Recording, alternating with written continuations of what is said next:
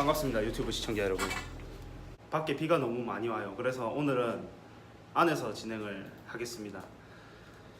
그런 생각 안 해보셨어요? 기술은 계속 발달하고 있는데 도대체 해킹을 왜 당할까? 이렇게 보안이 많이 발달되고 보안용 소프트웨어도 많고 보안에 종사하는 사람들도 많은데 뚫릴 때면 또 뚫려요. 그게 왜 그럴까요? 최근에 국내 암호화폐 거래소에서 해킹이 발생했죠. 거래소 서버 그 거래 원장이 전부 다 털리는 사태가 발생했습니다. 그 규모가 한 250억 정도 된다고 해요. 원래 우리나라에서 거래되던 암호화폐의 전체 규모가 3, 4조 원 정도가 되는데 그 사건으로 인해서 지금 2천억 원 정도 수준으로 축소가 됐다고 합니다. 해킹은 더 이상 남의 이야기가 아니라 먼 이야기가 아니라 우리 주변에서 충분히 발생하고 있는 그런 일이에요. 보이스피싱처럼 누구나 당할 수 있습니다. 직접적인 피해가 없더라도 내 컴퓨터와 휴대폰이 해킹에 악용될 수도 있고, 그리고 단순하게 고장을 낸다든지 금융적으로 피해를 본다든지 개인 식별 정보가 유출이 된다든지 사생활이 털린다든지 다양하고 광범위하게 우리도 피해를 볼 수가 있습니다. 그런데 우리가 해킹이라고 하면 미디어가 만들어낸 이미지에 속고 있는 경우가 있습니다. 기술적으로 방어막을 뚫고 들어가서 컴퓨터를 엄청 현란하게 치고 프로그래밍을 열심히 해가지고 뚫어낸다는 그런 이미지를 가지고 있어요. 하지만 보통 해킹은 기술적으로 이루어지지는 않습니다. 사람 심리를 파고드는 보이스피싱과 같은 그런 방식의 해킹이 훨씬 더 많습니다. 그리고 보안에 대해서 사람들이 잘 모르기 때문에 발생하는 그런 허술함들이 있어요. 심리적으로 사람을 이렇게 유도를 해가지고 해킹을 하든 비밀번호를 탈취하거나 장비를 탈취해서 어이없는 부분에서 해킹이 많이 이루어집니다. 이 해킹의 위험은 누구에게나 노출이 돼 있어요. 먼저 공공장소에서 와이파이를 많이 사용하실 겁니다. 특히 카페에서 많이 사용하실 텐데 이렇게 생각하시면 돼요. 무선 인터넷 와이파이 공유기 관리자는 여러분이 사용하고 있는 모든 정보를 다 볼 수 있는 거나 마찬가지입니다. 그냥 아이디하고 패스워드 적어서 공유기 관리자 얼굴에다가 들이미는 거랑 마찬가지예요. 일부러 와이파이를 제공하고 개인정보를 노리는 해커들도 많습니다. 그래서 해외에서는 이런 경우에 대해서 교육이 많이 이루어져 있어요. 공공장소에서 아이디하고 패스워드를 사용해서 로그인한 다음에 로그아웃 하는 것을 깜빡해가지고 자기가 가지고 있는 모든 정보를 털리는 경우도 부지기수입니다. 그리고 스마트폰을 잃어버려서 자료가 외부로 유출되는 경우도 많죠. 바깥에서 비밀번호를 칠 때 단순하게 옆에서 훔쳐보는 경우로도 뚫릴 수가 있습니다. 비밀번호를 적어놓은 종이를 잃어버렸다든지 이런 어이없는 경로를 통해서 해킹을 당할 수가 있습니다. 집에 설치해놓은 카메라라든지 사물 인터넷을 지원하는 냉장고, 가습기, 그리고 텔레비전까지 인터넷에 연결되어 있는 이러한 사물 인터넷 장비로부터 해킹이 이루어질 수 있는 위험성이 있습니다. 최근에 샤오미하고 화웨이 디바이스에서 이런 취약점이 발견돼서 많은 논란이 되곤 했습니다. 이런 사물 인터넷으로 대표되는 스마트 홈 시스템은 보안에 상당히 허술해요. 이런 부분을 우리가 알면은 조심할 수 있습니다. 우리는 보안에 대해서 기술적으로 해결하려는 경향이 있어요.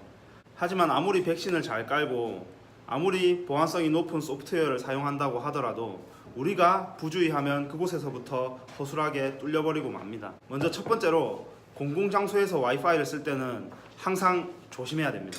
사이트 주소에 HTTP가 아닌 HTTPS로 시작하는지 언제나 확인하셔야 돼요.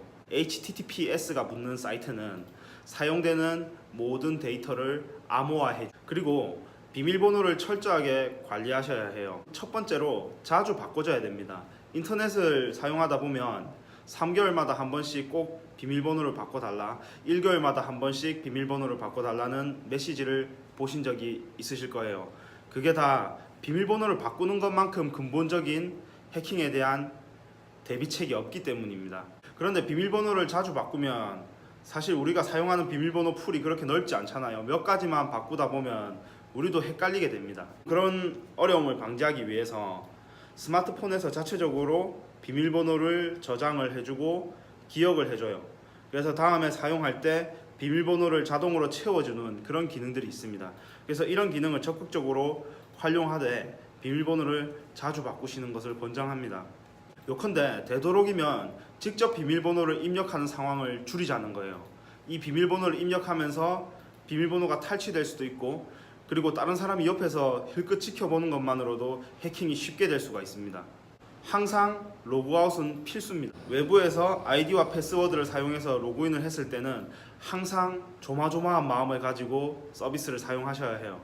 언제든지 상황이 생기면 로그아웃을 하겠다는 그런 심리 상태를 가지고 사용을 하셔야 로그아웃을 까먹지 않고 개인정보도 지키실 수가 있습니다. 언제나 IoT 기기는 조심해야 해요. 다른 사람이 내 기기를 사용할 수 있다, 내 기기를 통해서 나를 들여다볼 수 있다는 생각을 해야 합니다.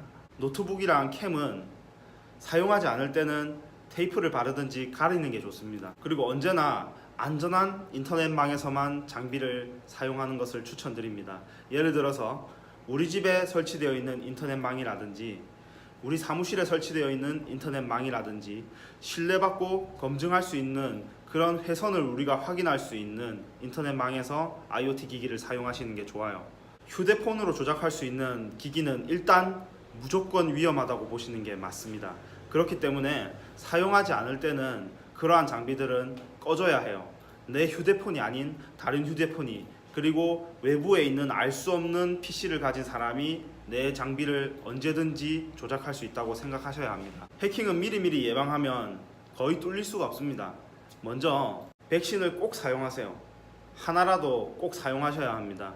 성능이 좋고 나쁘고 그런 것은 두 번째 문제예요. 아예 사용 안 하는 것보다 가장 안 좋은 백신이라도 사용하는 게 낫습니다. 그리고 프로그램을 사용하실 때 꼭 검증받은 자료실에서 받은 프로그램을 사용하세요. 구글링에서 나온 프로그램, 블로그에서 다운받은 프로그램 모두 위험합니다. 마찬가지로 앱도 검증받은 스토어에서 판매하는 앱만 설치하셔야 합니다. 인터넷에서 떠도는 앱을 내 핸드폰에다 설치하는 순간 해킹 위험에 노출될 수가 있습니다. 특히 문자로 주소가 날아와서 설치하는 앱 같은 경우에는 절대 사용하지 마세요. 차라리 어떤 앱인지 물어보시고 앱스토어에서 검색을 해서 다운받는 것을 추천드립니다. 안드로이드 사용자 같은 경우에는 이 부분이 더 두드러지는데, 다른 사람에게서 혹시 아는 사람이 보낸 그런 주소로 통해서 설치를 한 앱이더라도 절대 사용하시면 안 됩니다. 그리고 어떤 앱이든지 뭔가 내 핸드폰에 있는 민감한 정보나 기능을 사용할 때는 권한을 물어보게 되어 있습니다. 이때 확인 안 하고 계속 동의를 누르시는 분들이 있는데, 이렇게 되면 그냥 내 핸드폰을 남한테 맡기는 거나 마찬가지예요. 그렇기 때문에 꼼꼼하게 권한을 살펴보시고, 꼭 필요하지 않는 권한이라면, 꼭 주고 싶지 않은 권한이라면 안 주셔도 상관없습니다. 만약에 그 권한을 주지 않았는데 앱이 사용이 되지 않는다, 그러면 그 앱 자체가 잘못된 앱이에요. 꼭 권한을 주지 않더라도 앱의 최소 기능은 원래 실행이 되는 게 정상적인 앱 개발 가이드라인입니다. 그렇기 때문에 무조건 동의를 해야 된다는 그런 생각을 버리세요. 마지막으로 불법 소프트웨어하고 야동은 보시면 안 됩니다. 이것들은 해킹을 위한 아주 좋은 통로예요. 불법 소프트웨어를 사용하는 사람들이나 야동을 보는 사람들은 일단 이것을 사용해야 되기 때문에 많은 부분에서 보안을 무시하고 계속 진행하는 경우가 있습니다.